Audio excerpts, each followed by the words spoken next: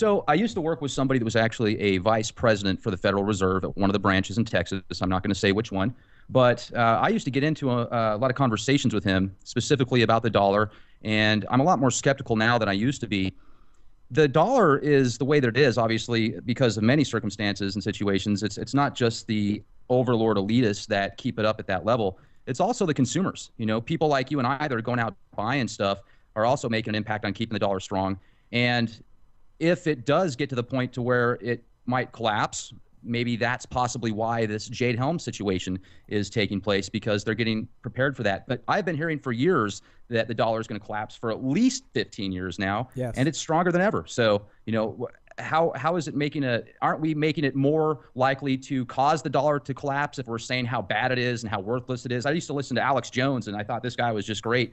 But to be honest with you, the more that I listen to him now, I feel as if he's shilling for interests of his own, not for the people like I used to feel that he was for. So, you know, he used to have on, what was his name, that said, oh, the dollar's useless. Why don't you just Max Kaiser, I think it was, oh yeah, the dollar's useless. You can't do anything with it. Yet if I got $1 million, there's a lot of stuff I can go out right now and buy with it. When I had 100 rounds of silver, and I certainly couldn't go out and buy merchandise at the store with those things, I had to find somebody on Craigslist to buy them back. So, you know, don't you think that the dollar is actually pretty strong?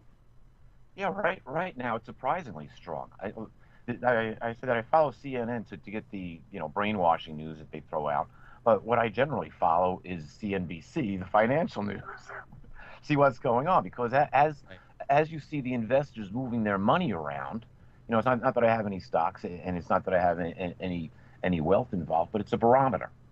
And that's all it is. So when I see oil prices going up, gold prices falling, dollar prices going up, when I saw the euro reverse and come down to what was it, 98 cents for a euro, I was like, seriously? How does the dollar have that much strength? Now, I've heard the bond markets is the one to watch. The lead indicator is the bond market. Would you agree? Well, yeah, you have to watch for money shifting. And the bond market, I don't really follow it all that much, but I've seen lately that the past couple of days they've had some nice gains. They seemed, if I recall correctly, they had a nice gain this morning. Yep. I didn't watch. I don't really pay attention. I generally look for the indicators of oil, gold, silver, the dollar, and the overall stock market performance. And now, what does that tell me? Not much. It just tells me how stable things are. When I start seeing sell-offs, a $200 sell-off in the market is nothing. The market's at what, 1800? Yeah. I mean, 18,000? Yeah. Come on, it's never been in this territory before. But And now when this collapse happens, we all agree that it's going to happen eventually, right?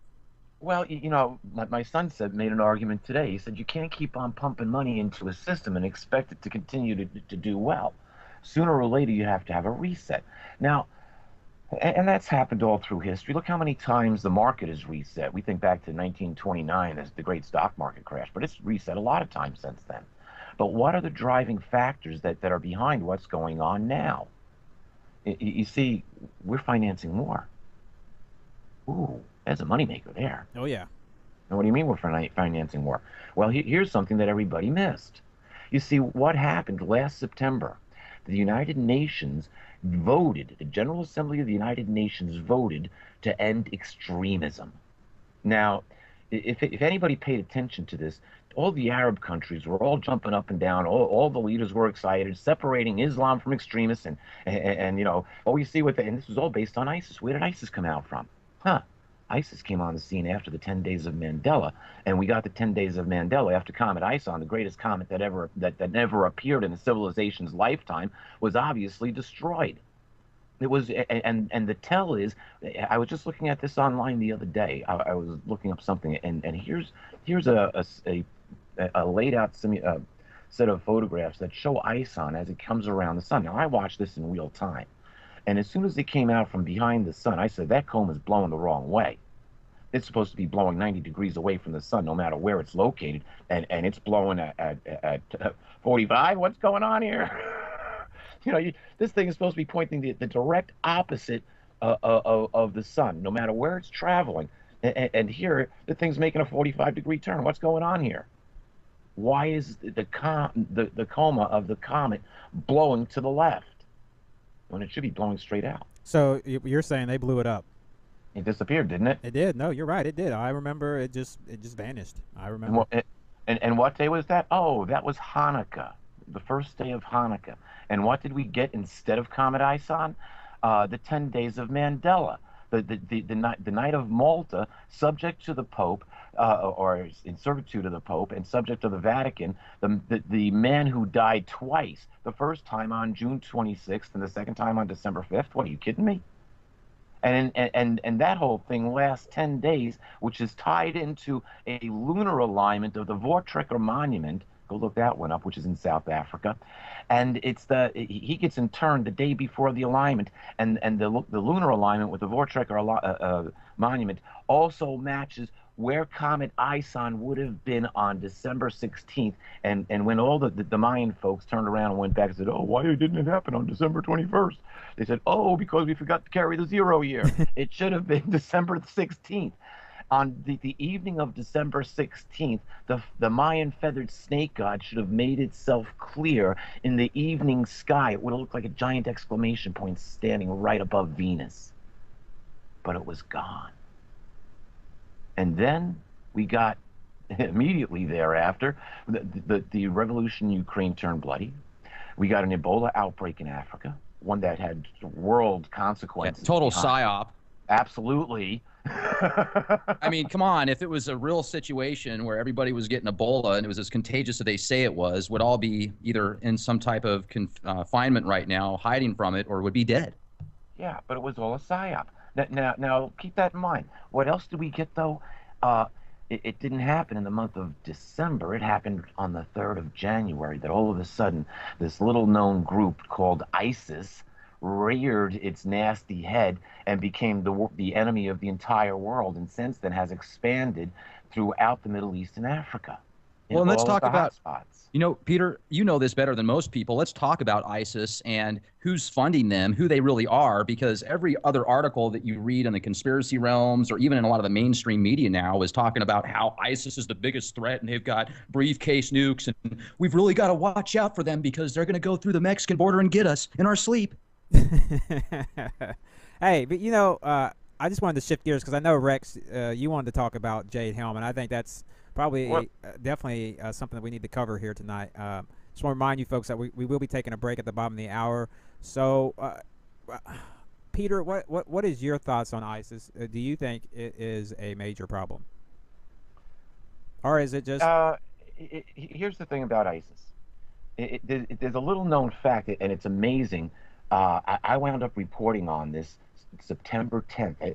Trust me, September 10th, 2014. I was like, where's this ISIS thing coming from? Because when Hillary Clinton was still Secretary of State, she made a statement saying that the rebels in Syria would be well funded. And I'm like, really? I won't say the second word, but whatever. And those words have just stuck in my brain. So when this whole now when you look at the podium at the 10 days of Mandela, you see a phoenix rising from a pyramid. Interesting, a symbol of ISIS. And then within the month we get ISIS, or within a month we get ISIS. Come on. Now, where did the funding come? These guys came out of Syria, but where did the funding come from? So I started doing a search on ISIS. I came across a very interesting website called the Integrated Systems. The acronym is ISIS. They are a guns for hire mercenary company made up of special forces and retired CIA agents. They have they have offices all around the world, but they have an office at 1700 Pennsylvania Avenue in the Ronald Reagan building, literally across from the White House. I started talking about this and posting it. Go ahead.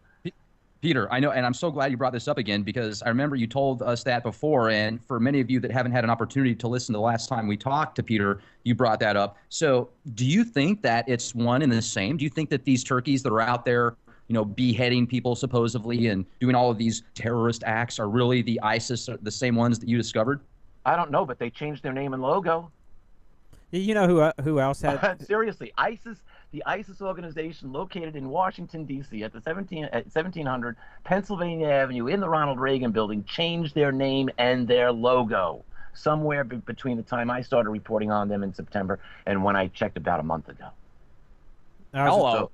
I was Yeah. also going to add that Verizon. And I'm still alive. Awesome. Yeah, I'm still alive. This is a murder for hire company.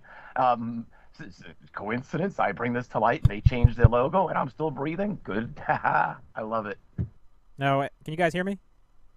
Yes, sir. Okay, I was just going to bring up Verizon Wireless also had a pay system that they also named ISIS, and they changed it too.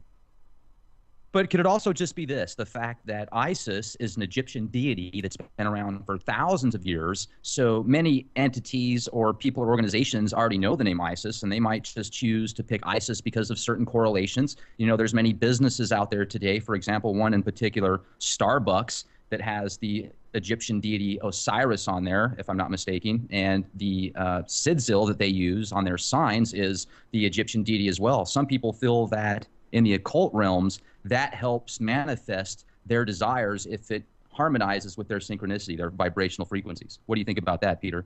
I chose my God. My God's Yahweh. Yahweh is the zero dimension which controls every other dimension within the multiverse. It's not some alien or interdimensional God wannabe. So they chose their gods. Let's go back to the Exodus of Egypt. This was a battle between Yahweh and the gods of Egypt. I'm glad you brought that up. See, when you go back to the 10 days of Mandela, remember all the presidents were there, all these world dignitaries, over 90 of them, and they're standing next to this crazy guy who's signing in a language that nobody knows, that nobody can understand what I'm talking about when I say nobody. Everyone who understands sign language, whether it be American or from some other country, no one of the experts, including my mother, could understand what in the world he was saying. My mother is a certified American Sign Language translator. She has been all my life. So I think she might know. What's this guy talking about? I have no clue. Occasionally you see a sign that's familiar, but and then after nobody knows who in the world he is, although he stood next to all of these world dignitaries. They get him out of there and they interview him. And he says, "Oh, while I was doing this, I saw all of these angels flying around the stadium." Really? So you were invoking this was a satanic ritual that went on for 10 days, and they were invoking the gods. Yes, that's exactly what they were doing. I did a whole video on this with Alfred Weber in both when it was going on and then about I think in March of 2014 there's the follow-up video to it. But yeah, we talked about this quite extensively. But here we are. That was the setup for the blood moons. And the tetrad blood moons, I said our world's going to be in a very different place by the time the tetrad blood moons are over, and they're over in September.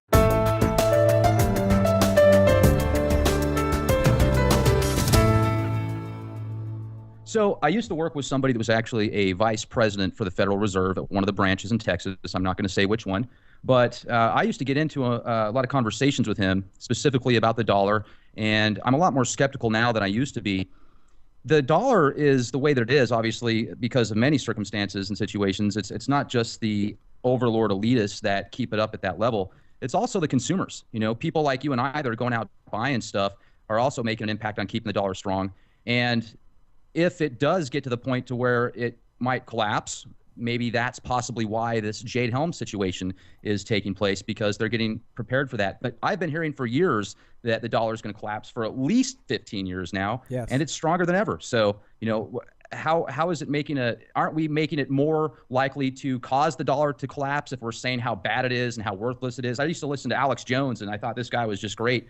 But to be honest with you, the more that I listen to him now, I feel as if he's shilling for interests of his own, not for the people like I used to feel that he was for. So, you know, he used to have on, what was his name, that said, "Oh, the dollar's useless. Why don't you just Max Kaiser, I think it was, oh yeah, the dollar's useless. You can't do anything with it." Yet, if I got $1 million, there's a lot of stuff I can go out right now and buy with it. When I had 100 rounds of silver, and I certainly couldn't go out and buy merchandise at the store with those things, I had to find somebody on Craigslist to buy them back. So, you know, don't you think that the dollar is actually pretty strong?